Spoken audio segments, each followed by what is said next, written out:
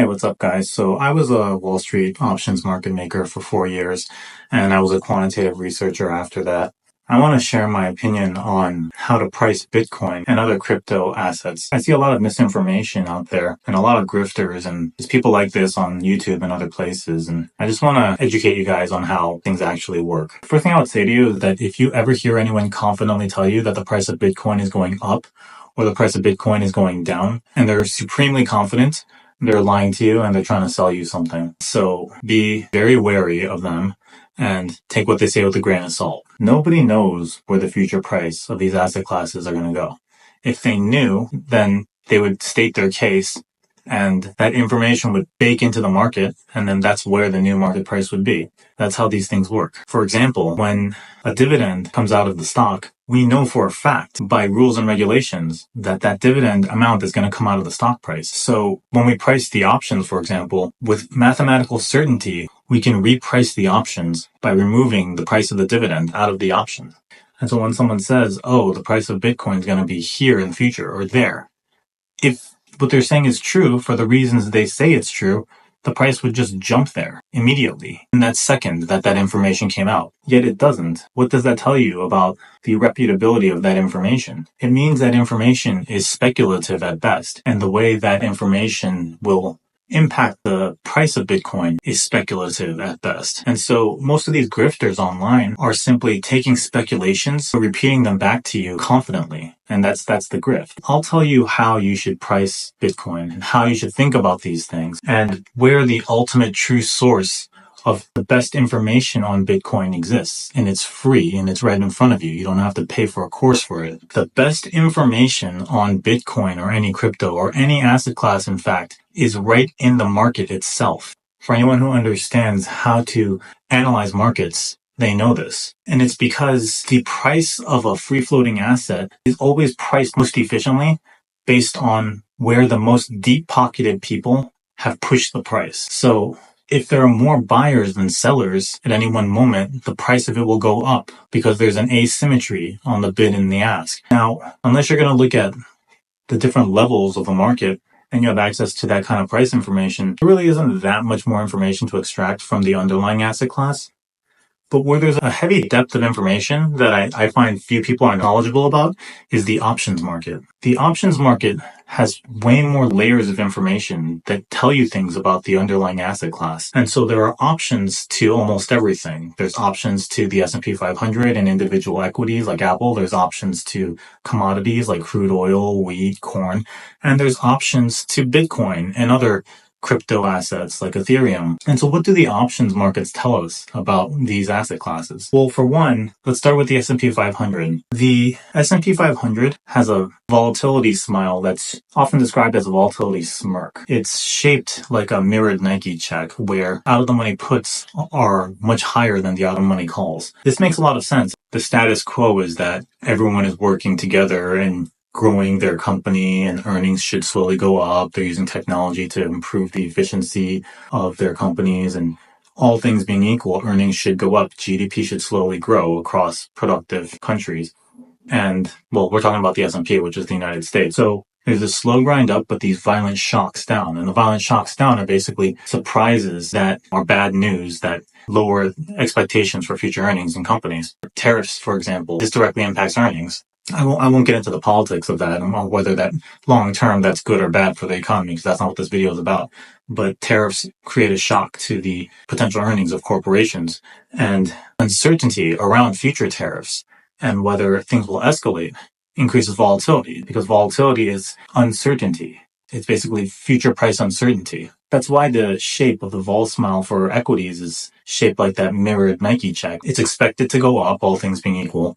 And then here and there when bad news comes out, it has these shocks down where uncertainty and volatility of the asset class goes up until that uncertainty starts to calm down. And then it starts to grind back up again. And that's the general shape of US equities. You see that in the smile. And the at the money implied volatility, where things are trading right now, usually has implied volatility in the range of, say, 8 through 14, something like that. And Basically, that number is how much a person expects the market to move in a given year. And that makes sense, right? It's roughly like, it probably moves like 10% a year on average. Of course, the range is wide. It can crash 50% or it can just be flat on the year. But that makes sense, right? And when you talk about commodities, which is another asset class, the vol smile is shaped like a smirk, but the smirk is in the other direction. And the out of the money calls are where they're the most expensive. It's because fear is to the upside. With equities, fear is to the downside, but with commodities, fear is to the upside. So what do I mean by that? What the market is scared of is a shock to the upside. So let's take crude oil, for example. People want the price of crude oil to be low, but if a war breaks out in the Middle East, the Suez Canal might be blocked. And it might be difficult to get oil to export out of the Middle East. And that'll shoot the prices of crude oil barrels up. Surprises and bad news that hurt the market cause the price of crude oil to go up, not down. And that's why the implied volatility and the volatility smile is shaped the mirrored way of the S&P 500 volatility smile, because the market knows and understands that. What about Bitcoin? Bitcoin is a perfectly symmetric volatility smile. It's U-shaped. When you compare that to S&P 500 and commodities, it's almost combining both. It means there's fear both to the upside and the downside, which is interesting, right? There's information there. It means that the most informed people in the market are both afraid that it's going to crash, and if it crashes, it could just completely free fall and keep crashing, or it can have this melt up. And if it goes up, it'll just keep soaring and just go absolutely vertical. And that is the level of uncertainty in the crypto market, where the most informed people in the market who push the market price, who push the price of the options up or down, they've settled on a U-shaped volatility smile, meaning that the market can both go up violently or go down violently.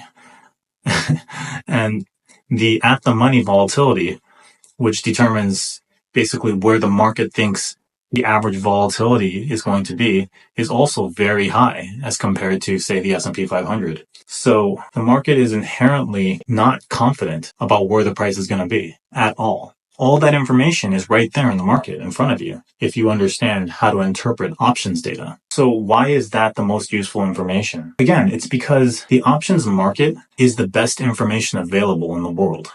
Anyone in the world can trade in this market. Where the price ends up going, whether it's the volatility smile, implied volatility itself, or the underlying asset class itself, the price of Bitcoin, it's always settling where the supply and demand meet most closely. Again, people with the deepest pockets who can push the price the most are also the people with the best information. And this is just natural, right? The richest people in the world have the most expensive and the most competent fund managers. The biggest whales and the people with the most money are usually the ones dictating where the price goes for these different asset classes. So you don't need to subscribe to anyone's newsletter. Some random guy who claims to be an expert and points to some made-up cherry-picked data of their historical success buying and selling stocks. Like, you don't have any evidence that they actually had any success. And even if they did, they could just be getting lucky. You can skip all that and immediately know what the smartest, richest people in the world think about where the future market will be of that asset class by simply looking at the options market. They've pushed the implied volatility of Bitcoin up because they think it's a very risky asset class, and they've priced the puts and the calls on the downside and the upside very high. And so that's information I want people to kind of internalize. And to give you a more kind of clear example of what I mean by that, let's talk about election betting odds. There are live markets for things like betting on who's going to become the president of the United States. You'll find that the election betting odds are a better predictor of who's going to win than actual polls taken by news sites and polling companies. And it's the same with Nancy Pelosi, right? Like, or other politicians. They might say in a crisis like COVID's under control. We don't expect it to spread any further. But then when you watch her personal portfolio, she's buying Pfizer stock. What does that tell you, right? It tells you to watch people's actions, not their words. And it tells you that politicians lie and social media grifters who are trying to sell courses to you lie. Everybody lies, but money never lies. That's what it tells you. And so if you want to know what something should be worth, follow the money. And the way you do that is by understanding how to interpret the options markets. That's where you get the most accurate and efficient pricing data on what something is worth. Ignore all of the talking heads and all these grifters, right? The market has no idea where the price of Bitcoin is going to go. There are bull cases and there are bear cases. It's yet to be seen how either will shake out. Bull cases, oh, this is digital gold. All central banks are just inflating their fiat currencies. Other countries are adopting it, like El Salvador, and institutions are adopting Bitcoin. These are all valid bull cases, bull arguments. Bear cases, well, why does it have to be Bitcoin? Yeah, sure, there's a fixed number of them, but that can be said about Litecoin or any other forked Bitcoin. So why have to choose Bitcoin? Just because it's the first mover? AOL was the first mover with the internet stocks, and they went the way of the dinosaurs. So why can't that be true with Bitcoin? There's bear cases too, like that. At least gold is an actual element on the periodic table. You say, oh, you can't make more Bitcoin. Yeah, but why does the world have to choose Bitcoin to be the thing that it assigns value to? Why can't they choose a Litecoin or just some other Bitcoin fork? Every time Bitcoin has a big rally, these grifters come out on social media. They confidently say, follow my newsletter, buy my course, and retire early. You'll be financially independent. They're all just predators, just preying on people who don't understand the nature of financial markets and what financial markets are fundamentally. Financial markets are inherently uncertain. That's why it's a market. Do people get that? If people had confidence in where the future price of something was, it would go there instantly. If there was any consensus on it.